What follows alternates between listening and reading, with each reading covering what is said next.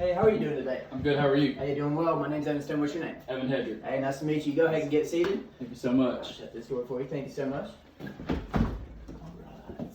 You go ahead and be seated. Thank you. You're welcome. All right. So you're here for the youth pastor position at Elevation Church.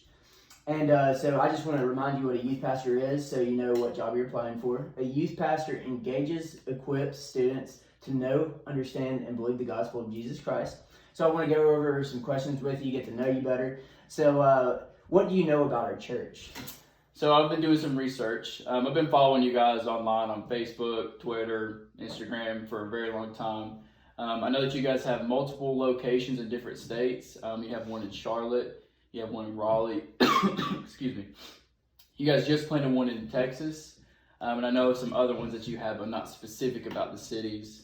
Also know as well that you guys just started a brand new youth group. So I'm really excited to see how God is using that and He is pioneering that for His kingdom. Definitely. And how did you hear about the open position here at Elevation? One of my friends, he just applied to be the social media director at Elevation, and we've been friends for maybe 4 or 5 years.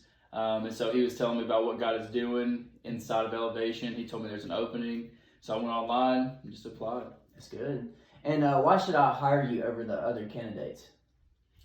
So one of the things that I'm very passionate about is pursuing people and making people feel welcomed and they have a safe place for their voice to be heard, and just for people to just literally just be themselves, be who they were created to be.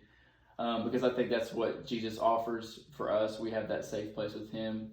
And so I will literally do whatever it takes to make these students and even everybody else inside of the church to feel safe, to feel heard, and to feel loved. Definitely. And what would you consider your biggest weakness? I would say my biggest weakness, something that I'm very passionate about, but also working towards to make it into a strength of mine. So I think emotionally a lot of times instead of logically, or I think emotionally a lot of times instead of biblically. And so when something arises, I'm really quick to be like, well, shoot, this isn't going the way I wanted it to go. And I kind of let that beat myself down instead of taking it for what it is and how I can apply that to a positive in the situation. That's good. And what would you change about our church if you could change one thing?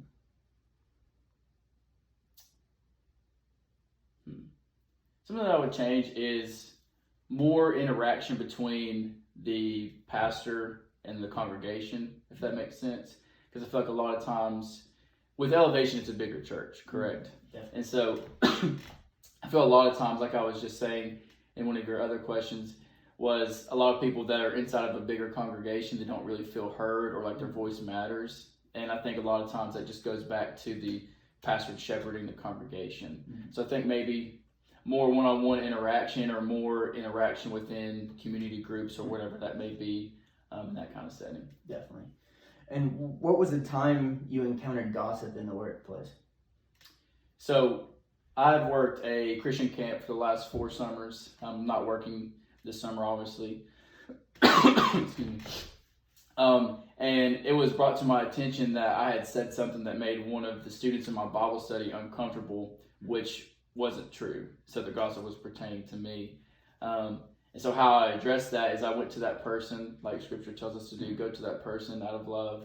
I said, hey, this was said about me. I had no intention of making this person uncomfortable, but I just wanted to let you know this wasn't true. It's never my intentions. I would never say something like that. That's good.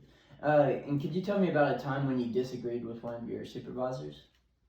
Yes. So, again, pertaining back to this summer camp, my boss, we were doing there was a specific part in the Bible study that we were supposed to teach.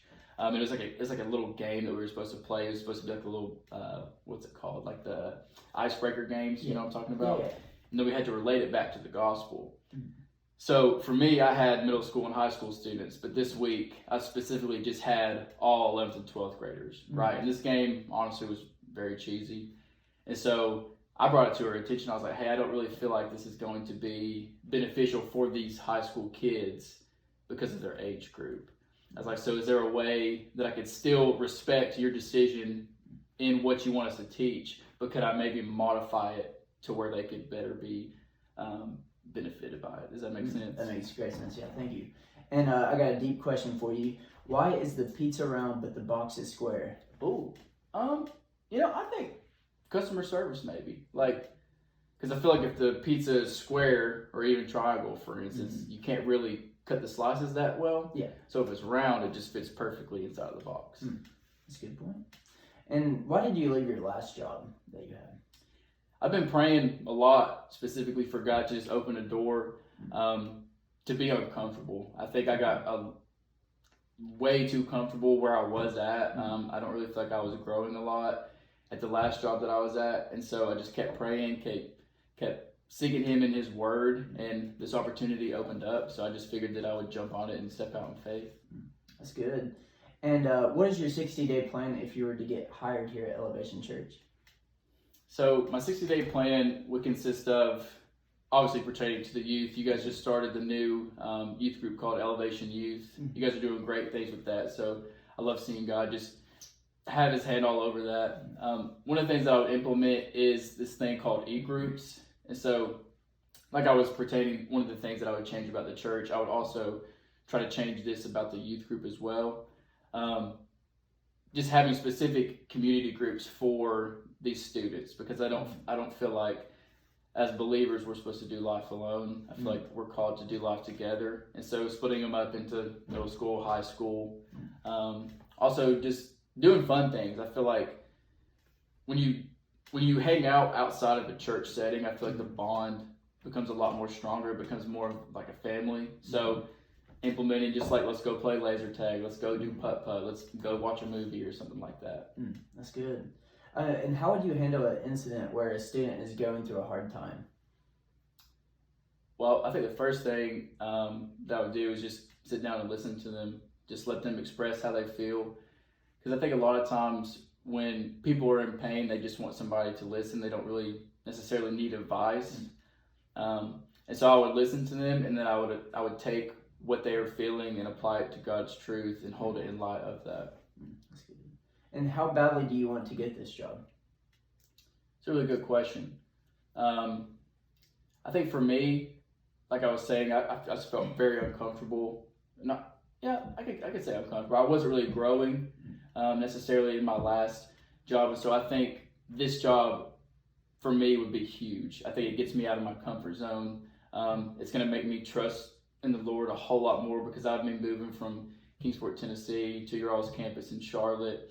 And so I don't really know what that would look like, but I think that would be pivotal for me, because I would be having to trust in the Lord more, if that makes sense. That's good. That's all the questions I have. Do you have any questions for me or anything about it? Yes, sir. So for me, let's say, Lord willing, I got this job. So what is one thing that you look for in a student pastor specifically? I would say somebody who's willing to engage students and is willing to get their hands dirty and actually get in there. So that's great. Thank you so much for this interview, and we'll be in touch. Yes, sir. Thank you. Thank you.